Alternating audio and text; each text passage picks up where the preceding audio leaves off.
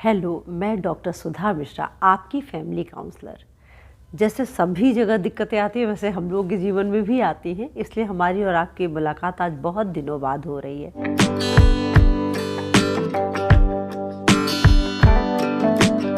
अब एक खुद से भी और आपसे भी एक प्रॉमिस है कि आज के बाद हम लोग मिलने की कोशिश लगातार करते रहेंगे।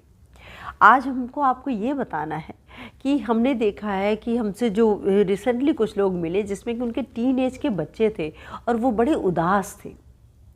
तो उनके और सबसे बड़ी चीज़ वो ट्विंग्स थे बच्चे, और दोनों मतलब क्या प्रॉब्लम थी नहीं समझ में आ रहा था उनको, तो वो बच्चे उदास थे। तो पहले जब ऐसी कभी स्थिति बनती है तो हम लोगों को ये ख्याल रखना चाहिए कि हम बच्चों को जाने कि वो उदासी का कारण क्या है।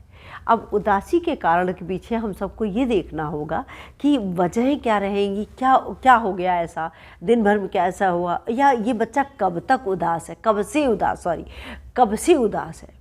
कभी कभी हम बहुत पेरेंट्स बहुत बिजी होते हैं तो उनका ध्यान नहीं जाता है, लेकिन वो ये ध्यान रखें, ये पेरेंट्स के लिए है कि वो देखें कि बच्चा कितने दिनों से उदास है, और वो जो अपने रेगुलर जो उसका रूटीन वर्क होता है वो कैसा कर रहा है। क्योंकि बहुत सी चीज़ें पेरेंट्स को लगता है अरे ऐसे ही है, वो कभी कभी डांट दिया है या कुछ है तो बच्चा उदास हो गया, ये सोच लेते हैं, या कुछ हुआ होगा स्कूल में।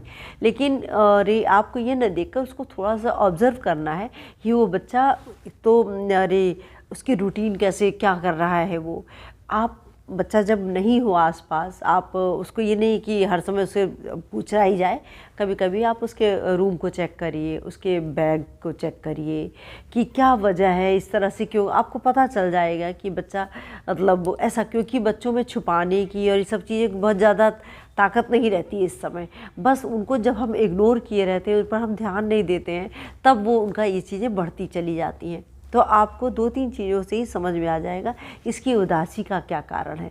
कभी कभी होता है कि हम पेरेंट्स की आदत होती है कि जैसे मान लीजिए बच्चे ने नंबर बताया कि मेरे इतने नंबर आए, और तुरंत पेरेंट्स की आदत होती खुश हुए, थोड़ा सा खुश होना ही चाहिए, होते हैं, लेकिन उसी के साथ तुरंत पूछ लेंगे तो फ्रेंड्स का कितना नंबर आया, उसका कितना है, उसका इतना ज़्यादा कैसे आ गया, वो मतलब इस तरह से। तो जब आप बच्चों के बराबर इस तरह से कंपैरिजन करते रहते हैं तो भी बच्चे बहुत परेशान होते हैं।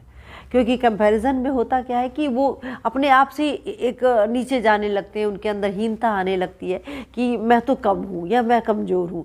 और चूँकि उनके पास वर्ड्स ज़्यादा नहीं होते हैं तो वो अपनी बातें, अपनी इमोशंस बहुत क्लियर नहीं कर पाते हैं। तो हमको पेरेंट्स को ये समझना चाहिए कि उनसे एक यहाँ पे फ्रेंडशिप की बात आती है कि आप उनसे बात करिए। अब जब आप फ्रेंड्स बहुत खुल कर बात करेंगे तो कुछ ऐसी बातें बता देंगे जो आपको बड़ा मतलब हर्ट कर जाएगा, बड़ा वो लगे। लेकिन अब आपको यही दिखाना है कि आपने उसकी दोस्ती है, तो आप उसको बिल्कुल अपने फेस पे मत ले आइए कि आपको बहुत परेशानी हो रही है, बहुत बुरा लग रहा है, या ऐसे कैसे कह दिया, ये मत उसके ऊपर अपने फेस पे ले आइए, बल्कि उसकी बात को उतनी ही ध्यान से सुनते रहिए। सुन करके आप भले हस्बैंड वाइफ बाद में इस चीज़ को बात कर लीजिए कि बच्चे ऐसे सोच रहे हैं, ये कर रहे हैं, लेकिन बच्चे के आगे मत करिए। तो आपको दिखेगा कि ये बच्चे का इतनी ही चीज़ों से उदासी का कारण समझ में आएगा कि वजह क्या है, ये बच्चा इतना उदास क्यों है। उसके बाद हम आपको इसका थोड़ा सा और तरीका बताएंगे जिसमें कि आप इसके साथ इसकी परेशानियों को हल करके उसको अपने साथ रखें। हम आपको नेक्स्ट वीडियो में मिलते हैं और ये बातें बताते हैं। आज के लिए इतना ही। पहले बच्चे को चेक करिए कि स्थिति क्या है, फिर हम आपको बहुत जल्दी इसके बारे में बताएंगे। अगर ऐसे बच्चे मिलते हैं, ऐसी चीज़ें आ रही हैं, तो ज़रूर ध्यान दिया जाए। पेरेंट्स की ये बहुत बड़ी जिम्मेदारी है।